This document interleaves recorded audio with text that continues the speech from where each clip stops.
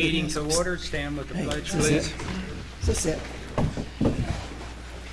Pledge allegiance. To the flag of the United States of America, to the republic for which it stands, one nation, under God, indivisible, with liberty and justice for all. Take roll call. Here. Nancy Owens, Here. Reagan Smathers, Here. Angie Farno, Here. Randy Baston, Here. Chris Lytle, and Eric Kropp, Here. Mike Jackson. Yeah, and then we're approve the minutes, and then new agenda items. We're going to swear in one of our new commission members. So do I have a motion to approve the June 15, 2022 minutes? I make a motion that we approve the minutes. Second? I'll second. Any discussion? All those in favor say aye. Aye. Aye. Approved? I'll abstain since I wasn't Yeah. a member then. And one abstain, Susie. And Yvonne, if you would be so kind. We will swear in Brandy Baston, member of the Planning Commission. Please state. I, Brandy Baston. I, Brandy Baston, Do solemnly swear do solemnly swear that I will support the Constitution of the United States that I will support the Constitution of the United States and the Constitution of the State of Indiana, and the Constitution of the State of Indiana, and that I will faithfully execute and that I will faithfully execute and impartially discharge and impartially discharge all of my duties all of my duties as a member of the Town of New Palestine Planning Commission, as a member of the Town of New Palestine Planning Commission, according to the law and the best of my ability. according to the law and the best of my ability. So help me God. So help me God. Thank you. And for those of you who don't know, Brenda Lee was on the committee, and with a little bit of restructuring, she moved to another committee, and now she's back. So she knows it. Okay, under the first order of business is a preliminary approval of Willow Ridge.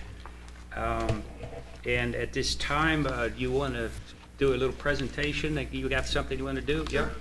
Yep.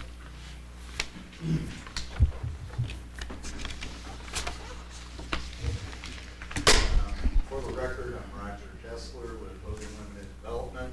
Our offices are located at 10200 Landon Road, Fishers, Indiana. We're here tonight for the primary plat approval for Willow Ridge subdivision. And Willow Ridge is this white spot here that's right in the middle of New Palestine, and it's right off of 450. We have submitted, the primary plat has been submitted both to the town and the engineers for the town. 104 certified mail legal notices, 104 were sent out on July 7th. And those were also published in the Hancock County report.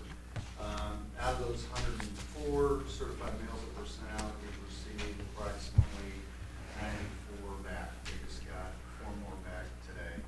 So we're within 10 of getting them all back. The primary plat has been reviewed by the Commonwealth engineers, who are the engineers for the town. They did not have any comments on the primary plat itself. This plat is almost identical to what we submitted when we were going through the zoning process. This is the general layout, which again is consistent with what we had presented during zoning. And then also we filed a more detailed preliminary construction plan drawing, which has a subdivision broken into 2 sections, the top half and the bottom half. And this shows the preliminary design for sanitary sewer, water, roads, streets, and other items that will be constructed as part of the subdivision construction. As far as the construction drawings, this is just a preliminary layout. The engineers are still working, our engineers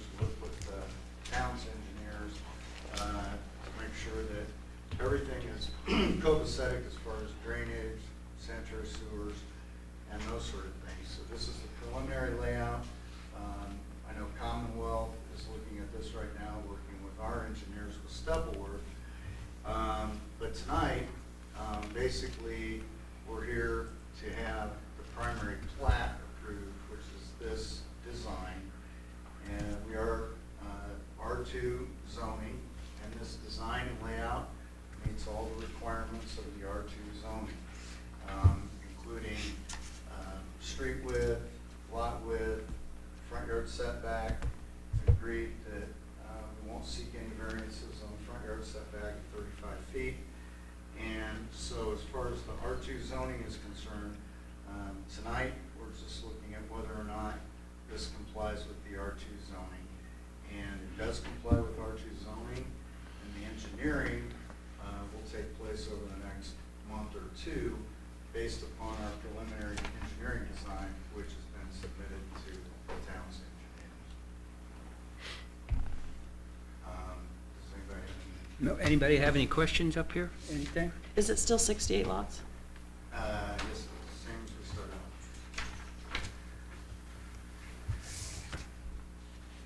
Roger, I had one question. There was, as I was reviewing, we talked, there was, there was, showed on one of the engineering, the drainage narrative, it said 59 lots, but I know we've been talking about 60 lots all along, so is that a typo? Yes, it's 68, Okay. which is the same amount that we started out with. Yeah, at our okay. very first hearing. So yeah, that's a Typo, okay. I didn't, we've only talked about 69, but I just wanted to make sure.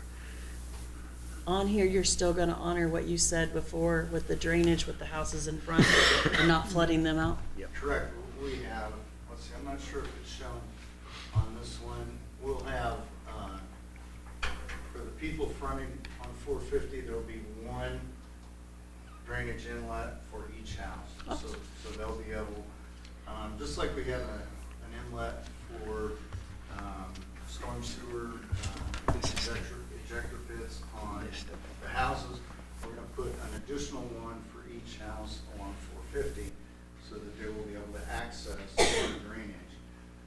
And actually, their drainage should be improved anyway because none of our water will be flowing onto them. So we'll capture our water, take it to this pond, and then in addition, anyone that wants to, that's along 450, can direct their drainage to an inlet that's there specifically just for them. Nice.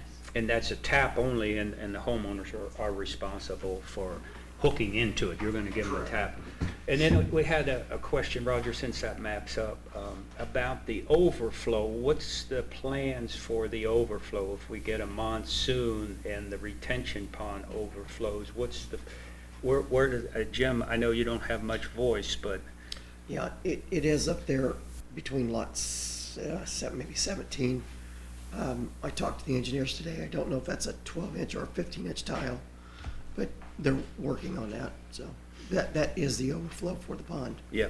Okay, so it's addressed. So that's satisfactory? Yeah. Okay.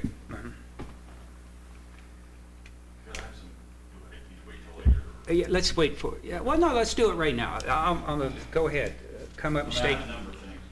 No, not a number. No, never mind, let's wait till later then. Wait till later. I thought we were just talking about drainage. And this does still include streetlights and sidewalks? Absolutely. Yeah. Absolutely. Streetlights per ordinance.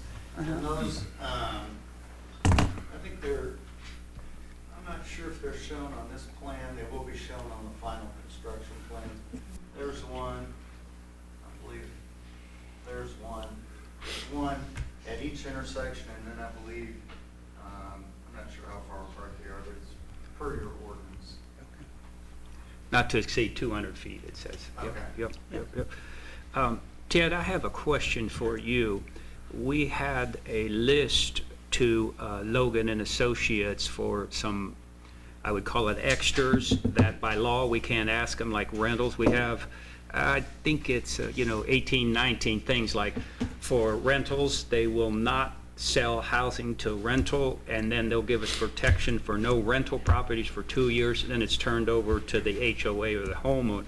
We have a list of these items. Where should they be recorded at? So the covenants should be recorded Okay. At the time of the plat, basically. Correct. And we also execute a separate document called Commitments Regarding the Use and Development of the Real Estate, which we provided to Jim, which has those items specifically listed, and that will be recorded in addition to the plat and the covenants. And so what that does is every subsequent purchaser of the lot buys subject to those conditions. So it's reported, prior to these sales. So that's obviously a legal document that we can enforce. Yes. Okay, all right, good. The town can enforce it, and any other resident Any resident. can enforce it against another resident. Okay, Or the association that ultimately takes over concurs as well. okay, good, good. Brenda Lee or Angie, you have anything? No? Nope. Anybody? Eric, you haven't said anything yet? You're good. You're good. Well, first, what we're taxed with doing tonight is we're given the preliminary approval for the lot. We've had numerous discussion. We will open it up, Chris, for a little bit of question and answer later on. So we've met everything that we're required to. Have 11 pages, and I went through every one of them, but we all know that it has to be published in a newspaper. He's got those back. Filings, the technical committee has to review it, but not right now. They have to review it before the secondary approval, but they've already reviewed it, and they've had some fire department wanted an 8-inch main, so we've got some of that down.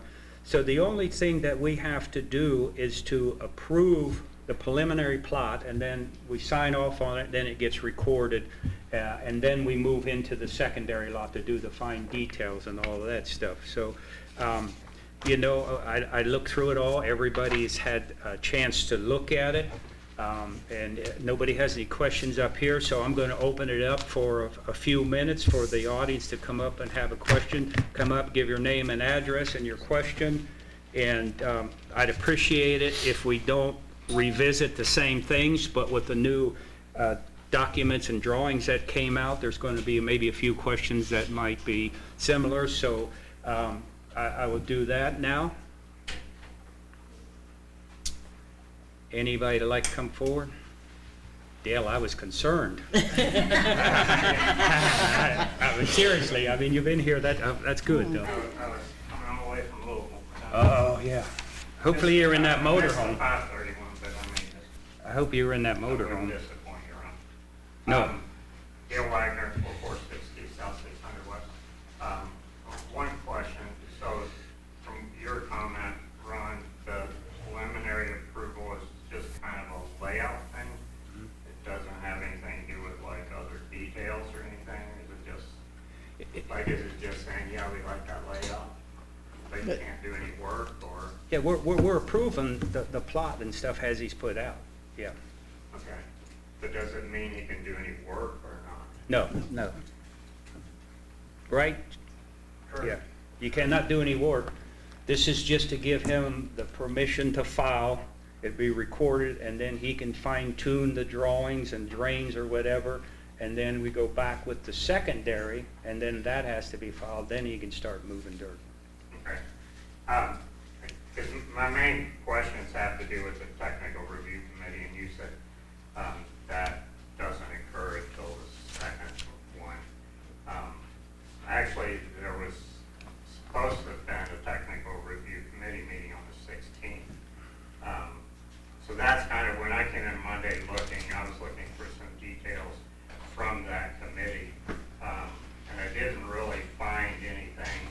I found a few things that were presented from the Hancock County surveyor and the fire chief in June. So that was obviously presented from step of work to those people. And then the only other thing I found in those documents that were provided was there was a report from Commonwealth asking for like 4 different things on 7/6, and the Big Pile Street Commissioner had a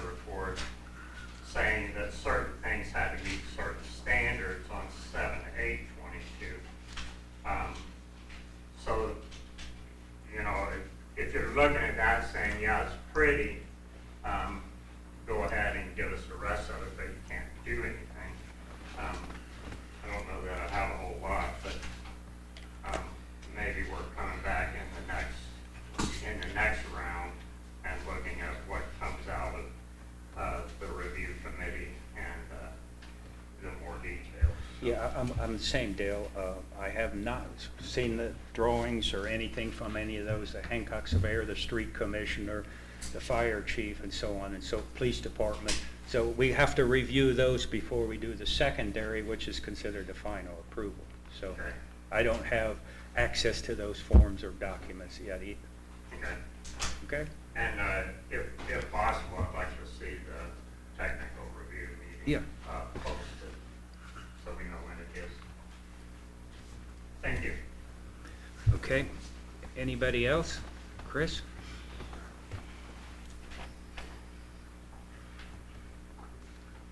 Chris Warnott, 3911 Cedar Creek project. With that, drainage. Yeah, this one. Okay, so Let's see. couple of questions. I'll start with this one. This is showing flow in this direction. Is that correct? Yeah. Southwest. Goes, Okay, so is there just one overflow in this pond? yes. Okay, and that overflow is here. That's the outlet, that pipe there, that's the outlet pipe. Okay. So there is so this is my house right here. So there's a beehive right here, and then there's a node there. This here was put in, and it's on one of the other drawings. There's actually, from what I understand, there's a pipe that was installed 2007, 2008. It comes down in this direction. I was Gary was here. He would know for sure, but I'm pretty sure it was a pipe they put in. His wife's here, so she's on her head. That's because they had problems with drainage. This is you right here, right? Right, and you know that. On the back, Ken yeah. knows that. Yeah. So that's where they put this in. And there was a storm in December of 2012, which we probably all remember. I remember very well because my wife and I had a Christmas party that night. And it was either a 1 in 10-year storm or 1 in 100-year storm. I don't know what it was. But in the 19 years that I've lived there, that's the only time it's happened. Now, there's been a number of other storms that have been problematic. But that particular storm, this beehive right here, was, I would say, about 3.5 to 4 feet of water had backed up. And the water was flowing in this direction in between all these houses, Going west? going west. Yeah. Likewise, I mean, it was like a mountain stream. I mean, it was like a gushing river coming through your house. Yeah. So all these houses, it was constant, huge stream of water. So I'm a little concerned about adding another 29 acres of overflow into that node. If that was a 1 in 100-year storm, I'd feel a little more comfortable with that.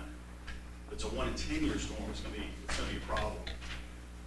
So as I read the drainage report, they do talk about 2-year storms, 10-year storms, and 100-year storms.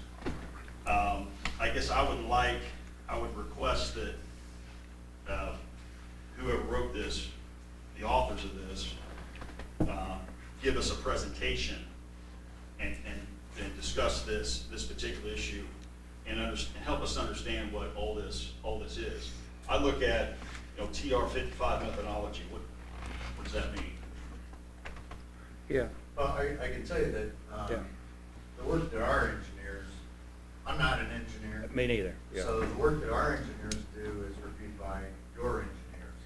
So they all know what a TR whatever it is, and they talk that language to each other. And it's the job of your engineers to make sure that my engineers are doing things properly. I will tell you that this pond here stops all the water. Currently, the water Right. is sheet draining to the west across your property. And what all these pipes do is they bring the water into this pond, and then that pond is sized for at least a 100-year event. So it would have to be more than a 100-year event for that pond to seek the overflow that Jim was talking about. So, again, you will not get the overflow that you had in 2012. You will get nothing unless it's more than a 100-year event. Yeah, and Chris, that's not that technical with the drains and the engineering. That's not for an open discussion. I would say it would be a private if you wanted to do something private.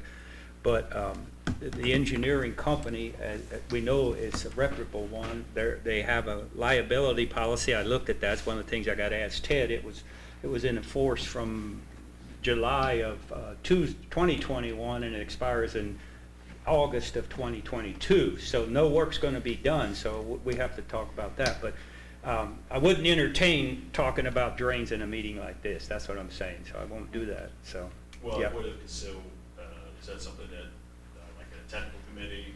I would assume that- think if you had questions, you could give them to Jim, and Yeah. you could give them to your engineer, because your information should go through Jim, through your engineers, to our engineers. Our engineers aren't really equipped to speak to individuals. They're a Yeah. different breed. And they've given us the current flow pattern. It's in the presentation. They've given us the current flow pattern. So if we don't do anything today, that water's still going your direction. Right. So with the development, he's going to handle the current water, surface water, and put it into that pond. And as Roger said, that you won't get this overflow that's just rushing across. Because we all know it initiates at 450, or maybe even on the east side of 450, comes over, floods all those houses on 450, which is county. That's not the town of New Palestine, those 5, 6, 8 houses there. So, but it floods across 450 and goes through the backyards of those houses and through this addition. You agree with that, Chris? I mean, that's what I've seen, and that's what the reports are showing. Well, there seems to be a divide, the Yep. drawing that I saw. Yep. There's a divide that goes in this direction. Yep. The Mhm. water flows this way on that divide, and then and it flows that way from that divide. So Yeah.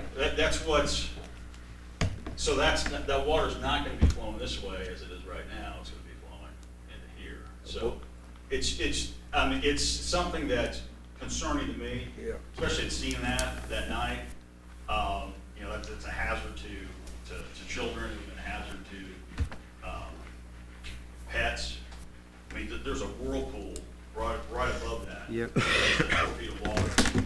Just the inside of that whirlpool, the eye of the hurricane, so to speak, that was about 4 to 6 inches. And Chris, you talked about the beehive. Yeah. I'll have to get with Jim. Maybe that's something in the county, but we can do something, put a different cap on there. The drain was taking all the water, but you were concerned with the whirlpool. If a young child got stuck in the whirlpool, the suction or the vacuum. Right. And we can look at if it's a county drain or a town drain, but maybe we can distribute the drain so it's not just coming from that beehive, spread the drain out a little bit, so. Yeah, it needs to be understood as an Yeah. issue. Like I said at the beginning, I didn't understand, I'm a chemical engineer myself, I'm a chemical engineer, so I understand that there's modeling that you do. There's, this is civil engineering, these are civil engineering models that are done. Every field of engineering has models. So if they could tell me that was a 1 in a 100-year flood, then I wouldn't be as concerned. But if that's a once in every 10-year flood, And they're designed, by statute, they have to be designed to handle a 100-year event. well, okay, then if that was a 10-year event, then it didn't handle too well. So that's my point. Yeah. But there was nothing in place then, Yeah. 10 years ago. You No, just had, this, right, I know this wasn't there. But, like I said, there's a divide. And right now, the field flows, a lot of this flows this way. Yeah. And, yeah, there is some that flows this way that this will help with. But a lot of this flows this way right now, and we're gonna bring all this into here, so. And that's something that, again, as we said, we're not engineers. we have to rely on that. Your questions are well taken. We'll revisit that. You know, you talk about a 100-year flood. There is no such thing, a 100-year flood. I think it's yearly anymore. What we're dealing with, record highs, record lows, record rainfalls, record droughts, record snow. Record everything. So, I mean, you know, the 100-year flood is yearly. So I would like you to move on away from the drainage unless you still have a. Well, the only little other bit- thing I want to mention is in the drainage report, and I understand that this is a preliminary for the preliminary report, but this is assuming that at least this drawing shows this area undeveloped. So I guess I feel more comfortable this drainage plan took into account that this is developed. It does, that's an old map that they use, they're well aware, Okay. they've got the construction plans for that subdivision. Right. And again, Ron explained very well that this is a primary plat, not the secondary plat. So maybe we're a little ahead of ourselves here, but I think it's a public hearing, we got the notice. Yep. I think it's good to talk about these issues. I'm sorry, when you were talking about the undeveloped, you're talking about Sunrise Lake, right? It's Yeah. showing, okay, that's Yeah. good. I just putting Right. up the same map. So it's just one thing, you look at the report, Yeah. okay, Yeah. yeah, it's a good start, Yeah. but it's not, doesn't have all the details. Well, of Or course, maybe it does, and it just missed that. And it just- the engineering company would have taken that in consideration as they go off of current day plans and plots and stuff, so. So the way that process works is, our engineers submit a preliminary set of drawings to Jim and your engineers, and then everybody makes comments, like you said, the comments from the street department, fire department, police. Those comments are taken to your engineers, who give them to our engineers revise the plat, give it back, revise the construction drawings, give it back, and then there's another review, and they may have more comments. So typically, there's at least 2 sets of review before final construction plan. And I did see those, Jim came in last Thursday, and Jim showed me those reports. There's a report from the fire chief, report from Commonwealth, and they did do a review on the drainage. There was an issue, there was a whole number of issues there. So I assume those are the kind of things that are gonna get resolved before the secondary plat is gonna be presented, and then there might be some follow-up upon presentation secondary plat. Yeah, the engineers go back Okay, and forth. right. The So technical committee report should be in one document, not 7 or 8 pages, so we'll combine that into one document, as you said, with the police, fire, county surveyor, and so on. You know, when you get all the Yep, inputs, yep, yeah, yep, because there yep. were, the street commissioner gave some input. Yes. There wasn't an input yet from the superintendent of the sewers, the waste, water. Yep. So I assume that's something that's gonna happen between now and the secondary. And who is this, is that you, who is this? Who is It's this? Commonwealth. Commonwealth is, okay. Of course, you know, that's a big issue that we had in the fiscal plan, that we had 35 out of 36 people approved, you know, signed a petition, are concerned about the fiscal plan, the details of the fiscal plan. And that was one of the things, Mhm. we got talking to people about the sewer. You know, we don't want to get caught with, you know, till a $25, dollar increase, you know, relatively quick, in a Yeah. relatively short period of time. So, we have a capacity letter basically saying that there's enough capacity in the sanitary sewer system as it exists today for our subdivision, so there would not be any increases based on what we're bringing to the table. Right, so We're using existing capacity. So Commonwealth issued that to you? No, the sanitary sewer department did. Yep. Okay. Is that, I assume that's public? Yeah, it's a letter that they send us, and we sign off on it. And I've Okay. talked to Al Stone, and our engineers are gonna be here at the next meeting too, more than welcome to talk to them. Okay. It's required by IDEM, before we can file our plans with IDEM, we have to have a capacity letter. Okay. So I know in 2019, 2020, we were at 90% capacity or something close to that. And so we got to be getting pretty close to 100% We were 76 last month. last month. Yep, it Right. fluctuates. But so why were we at 90% back in? Weather related. Okay. Yep. A lot of people have their sump pumps hooked up into the sewers.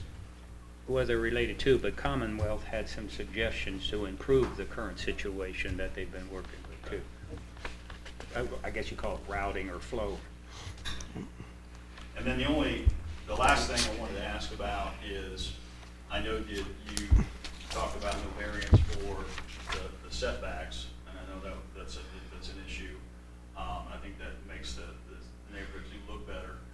I'm a little concerned about, and there hasn't been any discussion about this, the back setbacks, for lack of a better term. I know there's such a thing as a back setback. I don't know if There you know is, this. there is. Rear yard setback. Your rear yard setback. So, you know, all of us that live along here, and I guess it would apply to these as well, but I know we have, I don't know what our rear setback is in Cedar Creek, but looks to be much more than the rear setbacks along here. So, Even R2 yeah, They'll be the same. Yeah. should be the same as. so There's- rear setback's gonna be the same. Yep.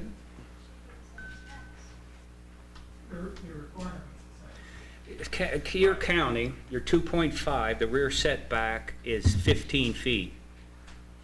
And for R2, it is 20 feet. Okay, so I know some of these subdivisions are R2, but they have lesser rear setbacks than Cedar Creek. That's one of the things we're asking them. We're asking them that we don't care about the rear setback in the housing addition. We're looking at the front setback. Because we don't like cars parked in the driveway and you get 2 cars deep and they're over the sidewalk hanging into the road. That's not going to fly. So, Right, I understand yeah, that. yeah. So, and then we've also, it's from an aesthetic thing, of living here. Understand. You got a big backyard, and then it's gonna look like the neighbor's gonna be like right Yeah. on. But again, Logan and Associates agreed not to touch that line, the fence line and or the tree line, what's currently there. Right. There could be some exceptions. I'm not going to say they're not going to cut a tree or a limb down, but they've agreed not to doze the fence line down and open it wide open. So, I got one question. That will help. Anybody else want to speak? Because I don't want to run out of time. We have any other speakers here? Okay, we've got one more. Okay, go ahead, Chris. Okay. Yeah. No, you have another question? I just No, didn't- that was the only thing, that's the last thing I wanted to I bring. appreciate it. With the Okay. technical committee is a little bit heartburn for you right now. We'll make sure we clarify that. When's the committee meeting? Is that- I don't know that. Technical. Okay, that'll be determined, okay. Yep. All right. Go ahead, please. Name and address. Madonna Loudermilk, 3998 South 50 West. All right. So I just had 2 questions. The first is here, where this comes out onto 450, is there going to be a little bit of a curve here for a lane to get in for safety, or? There will be there's a XL lane here, and then the decel lane, we're going to extend on into the property owner to the north. We're going to try to be as least disruptive as we can to you, as there will be an XL. Okay, I just wanted for safety getting in and out of Right. it.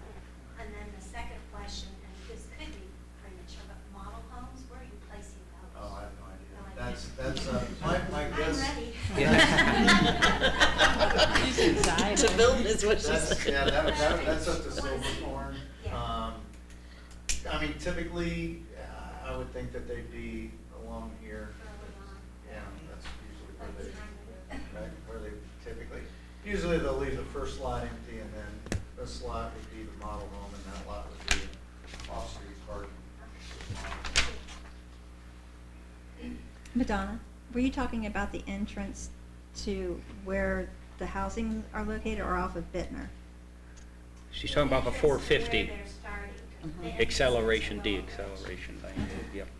Oh, And we're working with the street department on that, right?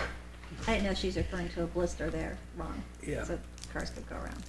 They can get, you got rights for the de-acceleration coming southbound off of 450 into the addition, and then you just said you're going to have an acceleration, a small acceleration going southbound. Correct.